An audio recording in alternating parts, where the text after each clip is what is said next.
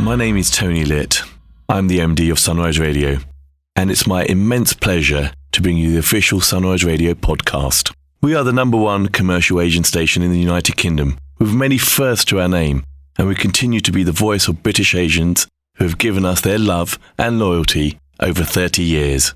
It's a legacy we cherish and a responsibility that we don't take lightly. Our aim has always been to entertain the listeners with the best of Bollywood and Bhangra, while also addressing their concerns. A real voice for the community, a vibrant community, and a great nation. We are proud to be British and Asian. This podcast is a compilation of some of the things we do on the station, with a stellar lineup of presenters who each have their own personality and style. It's entertaining, informative, engaging, and we hope you will enjoy it here as a podcast if you are unable to tune in to the radio.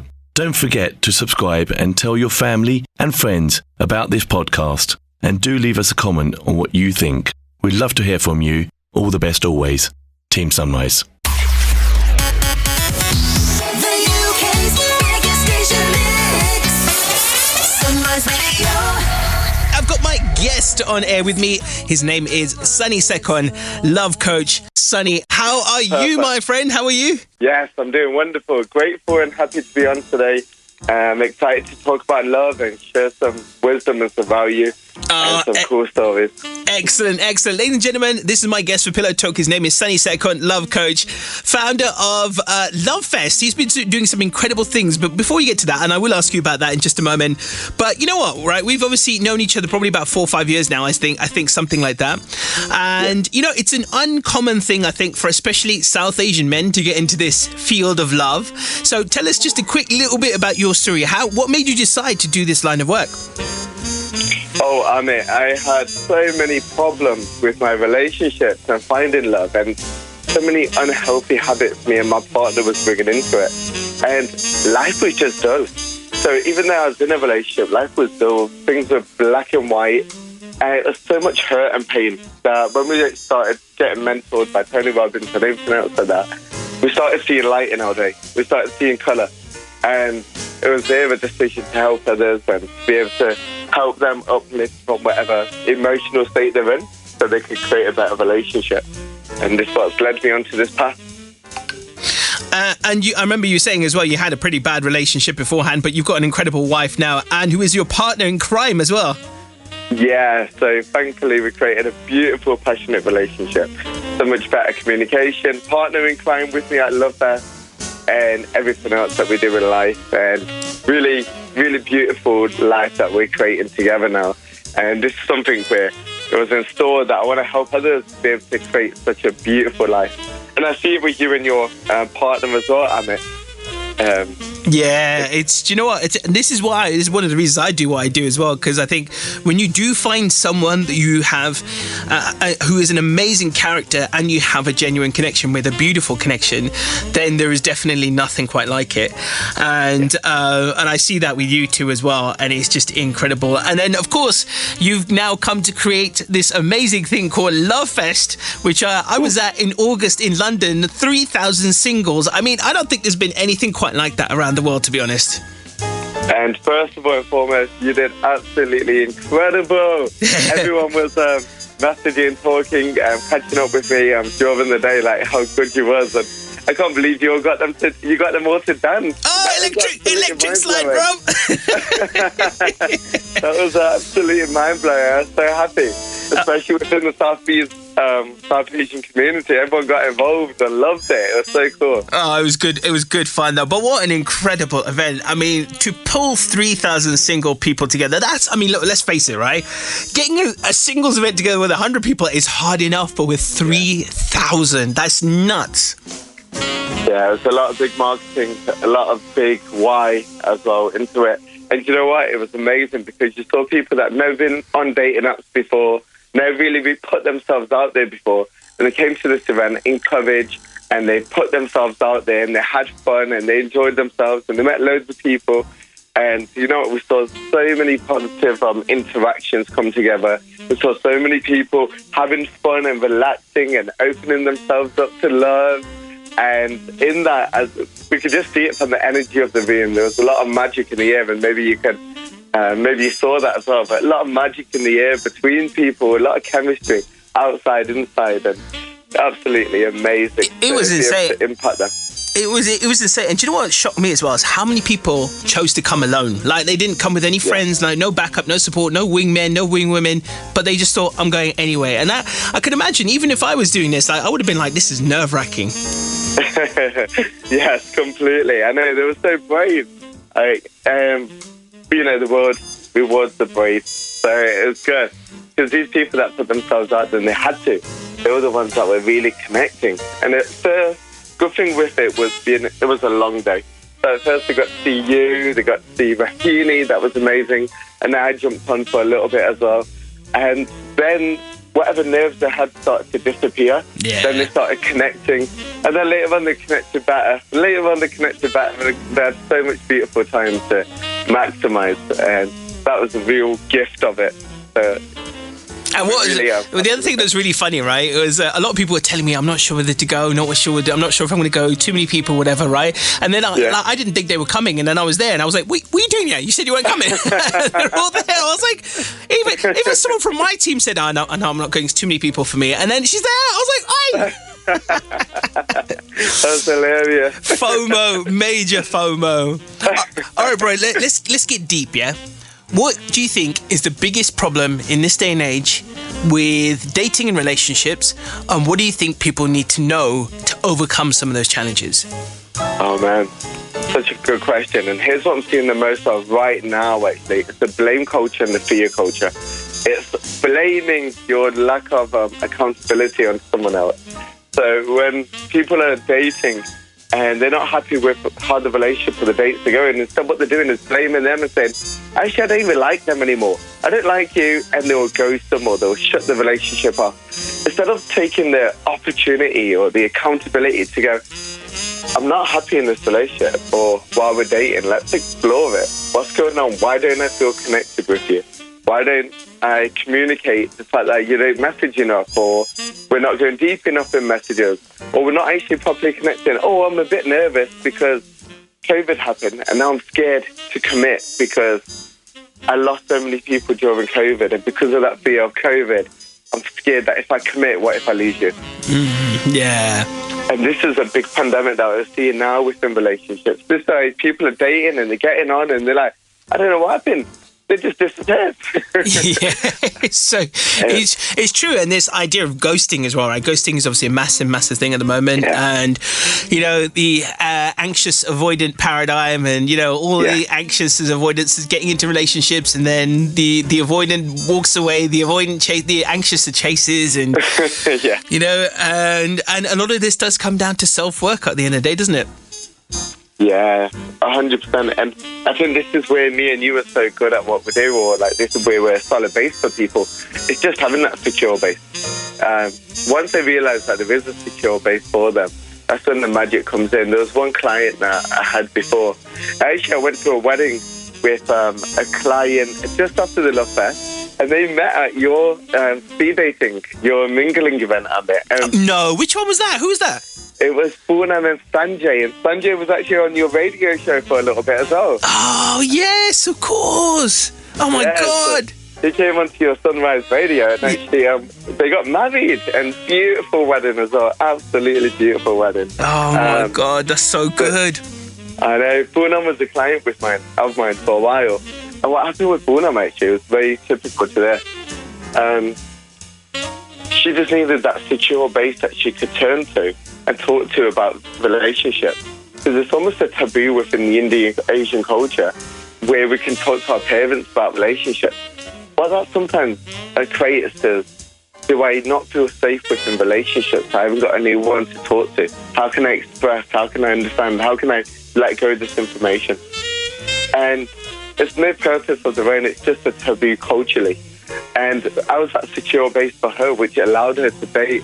And then ultimately, she dated and met somebody at your event, and they were so grateful as well for you. And for everything.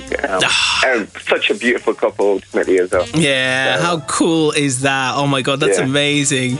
And you touched on something there as well, which is quite important as well. And that's that other thing, the other aspect of when you're, especially in our South Asian community, when you're single, I think single shaming is quite a big thing. And I think that's one thing that we do need to shift, is that as friends and family of single people, how do we move away from shaming them to actually supporting them? Oh, such a good question. And yeah, it's really about understanding their journey. It's about going back to, the measure of a relationship doesn't make you happy or successful. The measure of a relationship doesn't mean anything, but it depends where they're at emotionally. So instead of having those harder, shameful questions about why aren't you in a relationship, it's got to be, are you happy? Are you in a good place? And then if they are in a good place, it's like, you should put yourself out there then. But if they're not, then they need to check into that. And I think the world and families and communication will be so much more better if we're checking in with that person, see where they're at.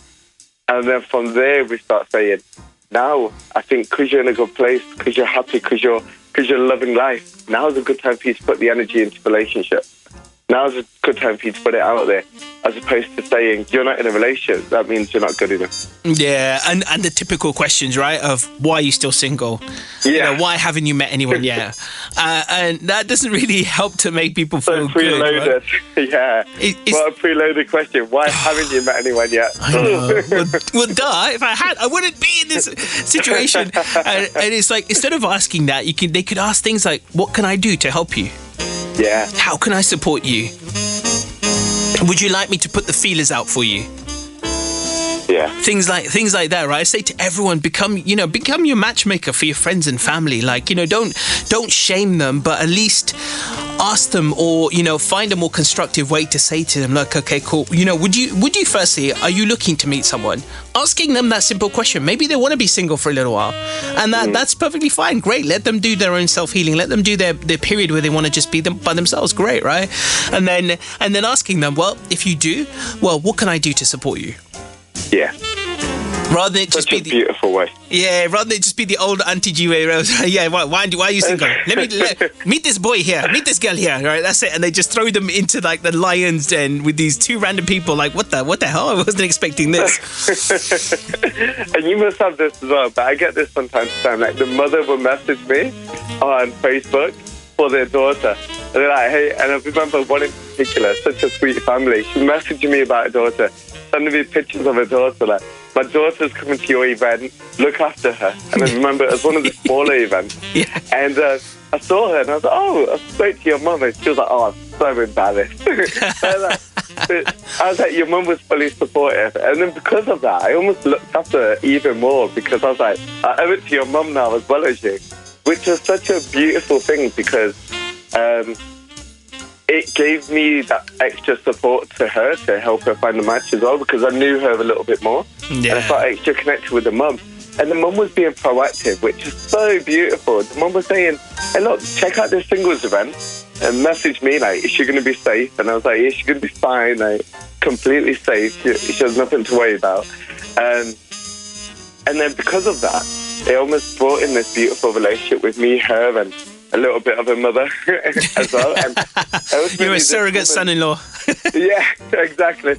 Ultimately, this woman found a relationship. I don't know if it was through my event or not, but the fact that she felt safe enough to put herself out there and to start developing a relationship and not being negative or ashamed of our relationships, and said she was excited, that's where the gift happened. Yeah, and you kind of alluded to it there a little bit, right? Sometimes, you know what, going to a singles event is not about meeting someone. It is about just being comfortable and realizing, look, when you're there, everyone is in the same boat, everyone's in the same position, you're not alone. And when you're there, you got opportunities to meet people, but just by enjoying yourself while you're there, right? We both say this, don't we? Instead of making, make dating fun, not formal, right? And when you do that, that's when you raise your energy, and you're more likely to, I have this saying, right? When you're happy being single, you won't be single for long. And it's so true, right? That the whole point is, when people ask me, like, how many people are coming to your event at this age? And I'm like, forget that. Come and have some fun. just even if it's just to come and have a laugh with me, I promise you, and I say this to everyone, I promise, right, I will give you a refund if you don't have a good time. Because I first and foremost, I just want you to have fun. Because when you're having fun, you're more likely to meet someone anyway, whether it's at the event or somewhere else. So I kind of had this little playful banter with them, and I've not to date, not once, had to give anyone a refund. Touch wood, right? So, but it's true though, isn't it? More and more so, it's about just getting people out there to have fun and enjoy themselves and be comfortable with who they are and where they're at in life, and that their time is coming. And we see that all the time, actually. And for me, sometimes I'm in so many relationships because I can understand how people are forming relationships. And when they're so scared to even go to a singles event, how are you going to really put energy into being in a relationship if you're scared to even go to an event? It's almost like the stepping stone. And especially, like you said, we do it in a really fun, beautiful way where they feel safe, they feel good, and they're going to have a good time. You know, it's not going to be like restrictive. It's not like you have to marry the person straight away or anything like that. We're not forcing people. We're keeping a fun atmosphere. And by doing that, when they can't even take that step to go out there and meet somebody, you think, how are you going to really take that step out there to find them, to become the person, to create the relationship? And this is what I really talk about as well. It's like, it's just you showing that courage with the right intention. And then you having fun with the right intention, that's when the magic works. Exactly what you were saying there. Yeah, it's so true, right? So what have you got coming up, to round off? What have you got coming up in the future, I think, for the rest of 2023? And of course, for us, right, this is our kind of, instead of Christmas, our lineup, our big build-up is always Valentine's around about this time of year, right? So what have you got coming up between now and then? So between now and then, I've got some really, really cool things coming up. We do have another event coming up in London, which is a bit more of a smaller event called Verified. Just going a little bit more smaller, a bit more intimate on that one. And then we've got Dubai coming up, and then we're back off to the US, actually, because we're in big demand out there. So we're going back to the US in December, and then I'm taking a bit of time off, enjoying, relaxing, and then celebrating the new year. Yeah, you've got to have a bit of time off, right? Because this is hard work. You know, I see it all the time as well. I get it as well. Just literally 24/7. I need help with this. I need help with that. And of course, you want to try and be there with everyone, but it ends up becoming a 24/7 thing. And we're only human, right? We need a little bit of a rest too as well. Yeah. Sometimes it's just that rest is just in my garden with Monty, just playing fetch with him. And, you know, he's a full energy dog. Speaking of which, Monty's 3 tomorrow. Is his birthday. I know, he turns 3. I know, bless him. Right, I was going to say, I was going to remind you before we part ways that one of these days as well, when your wife is around, we want to get her on air too as well. And I thought what would be fun as well, we could do the couples challenge with you and Babito as well. You know how well do you know your partner? So we'll put you guys to the test. Awesome. Yeah, that would be so much fun to do. And then also, just to end as well, I'd love to ask you, what's some of the things that you do, Amit, to get back into your calm state? Because I think you just touched on it there. The luxuries isn't really as much of like going to a fine dining restaurant experience or going out to XYZ. It's more like being in the park or being outside in your garden and just relaxing. Is that something that you do to manage your state again, get you back into a good place? Oh, yeah, definitely. I think spending time with Monty and the wife are big things. And then we do little things like we will go to... Do you know, one thing we do actually is when we're at home, right, we try not to just make it about watching TV or anything like that, right? Sometimes we play, we like to play games. So we play Monopoly Deal quite a lot. Okay, man. But that can get a bit competitive. So we play Bananagrams. I don't know if you've ever seen it. I haven't, no. It's a little bit like Scrabble, right? So to some people that might seem stressful, right? And it is in one sense a bit mentally taxing, but it's just, for me, because your focus is so on the game that, you know, it makes me forget about everything. So, and I love to be able to just forget about everything. So it just keeps my mind focused in the moment, and then we just play for fun. We don't take it too seriously. And that's one way. And then, of course, we do like to take our own holiday here or there as well and try and completely switch off when we do. So, I saw your clip from Egypt as well. Yeah, Egypt, and then we're hoping to do a little trip, one more trip this year, maybe to like somewhere like Turkey or something, and have a bit of unwind time. But yeah, so we do things like that, and then we actually really like simple stuff as well. We watched this documentary on one of the streaming services, The Earth at Night, right? And it's basically